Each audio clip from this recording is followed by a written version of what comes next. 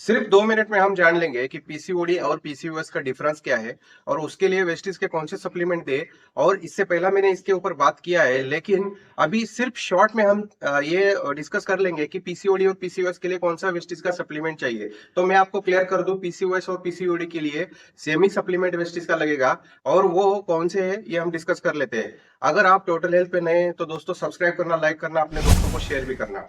तो चलिए दोस्तों, पीसीओडी और PCOS. PCOD polycystic ovarian disease और पीसीओएस पॉलीसिस्टिक ओरियन सिंड्रोम।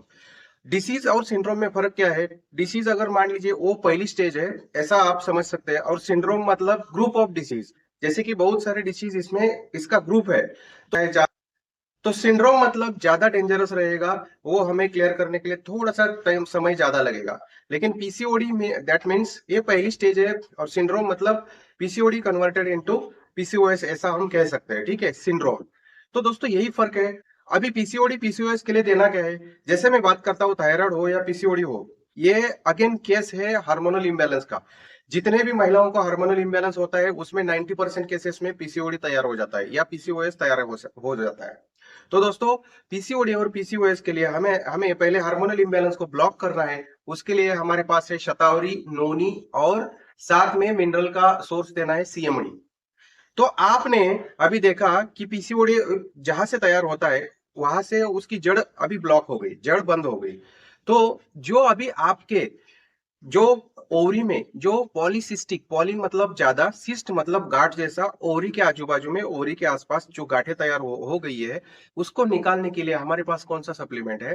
तो है कर्क्यूमिन देना है। कर्क्यूमिन देना है, वो क्या करेगा? एंटी इंफ्लेमेटरी एक्शन है, वो श्रिंक करना चालू करेगा। तो ऐसे स्टेप बाय स्टेप आप दे सकते हैं कर्क्यूमिन।